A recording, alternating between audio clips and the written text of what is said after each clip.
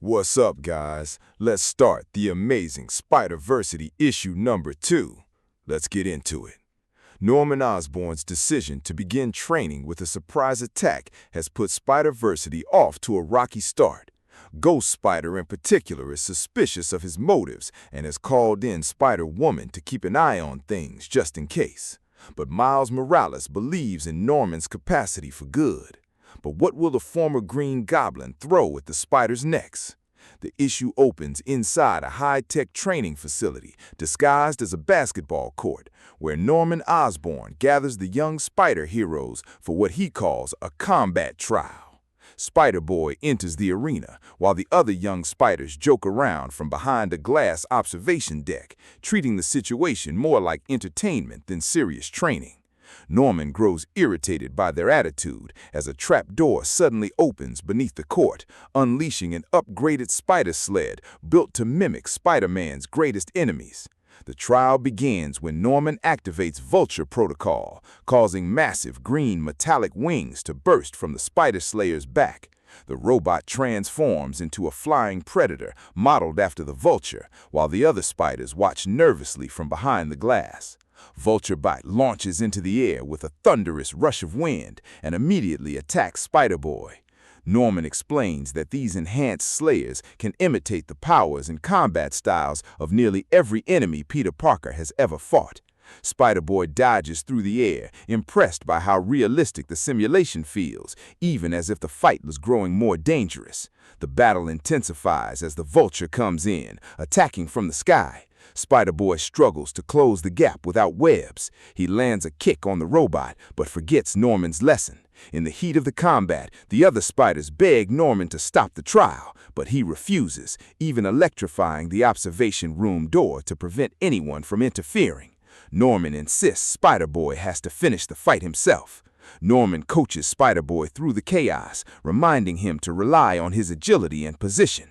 Spider-Boy follows the instructions perfectly, bouncing across the walls of the arena and gaining momentum to maneuver above the sled. Spider-Boy finally gains the upper hand and destroys a VultureBot, the devastating attack, and crushes its head with his mouth. The barrier around the observation deck lowers, allowing other spiders to rush out and celebrate his victory.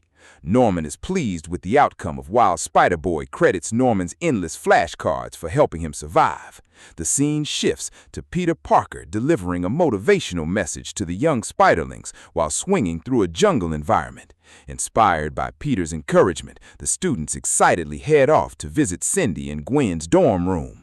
The spiders gather inside Sydney and Gwen's dorm, which is packed with decorations of college life and cast.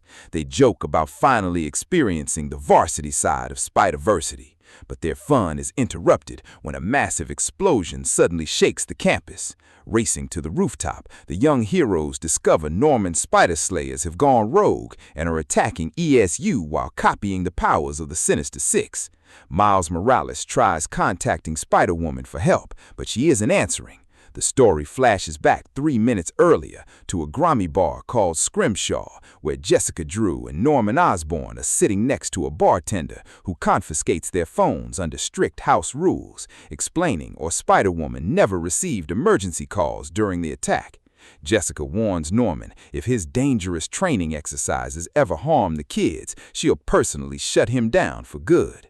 Norman defends his methods, insisting he only wants the young spiders to realize their incredible potential.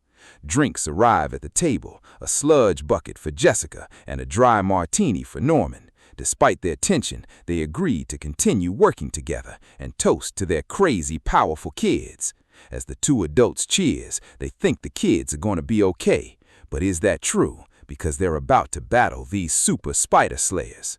The spiders split up and attack slayers best suited to their own abilities. Aranya is assigned to battle Dr. Octopus-inspired Slayer, proving that science and magic don't mix. Back at ESU, the young spiders battle the rogue slayers when one robot suddenly projects a face. Overdrive, revealing he's remotely controlling the villain-themed machines from his home. Silk and Ghost Spider explain that Tombstone recently upgraded Overdrive with alien technology, allowing him to remotely weaponize machines. Spider-Boy realizes he's using the nanobacteria power, so he tells Spider-Girl to use her immune ability to copy Overdrive's powers and gain control of the robots, which changes the whole strategy. The Spider Kids go in to take out the Rhinobot, and they work in tandem as a team. And as Spider-Girl uses her barbed webbing to bring the Rhino in, and Spider-Boy gives a devastating uppercut sky, knocking his head off.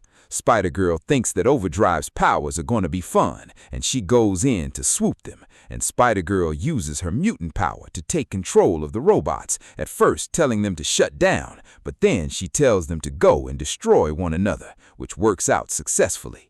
The battle finally ends with the campus littered and destroyed robot parts.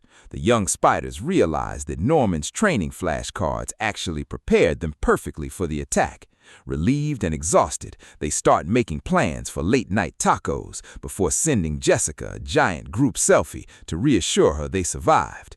Jessica and Norman step outside of the bar just as they receive the selfie update from the kids. Jessica warns Norman that he better not have been behind the robot attack.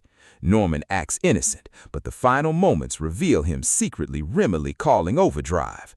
Norman confirms he paid Overdrive to orchestrate the entire attack. That was a live combat test, smugly admitting the young Spiders still have no idea what's in store for them next. With a maniacal grin, Spider-Man Spider-Versity #3, the tutelage of the young Spiders of the 616 continues. The Spiders have learned a lot, but Norman and Jessica would never pit them against Carnage. Fresh out of the hit death spiral, Carnage is changed and is on a collision course that might make his deadliest book in Spider-Universe history. Carnage is about to return, and who's going to be his host? Let's find out in the next action-packed issue of Spider-Versity. So that's all for now. I will catch you all later. Bye.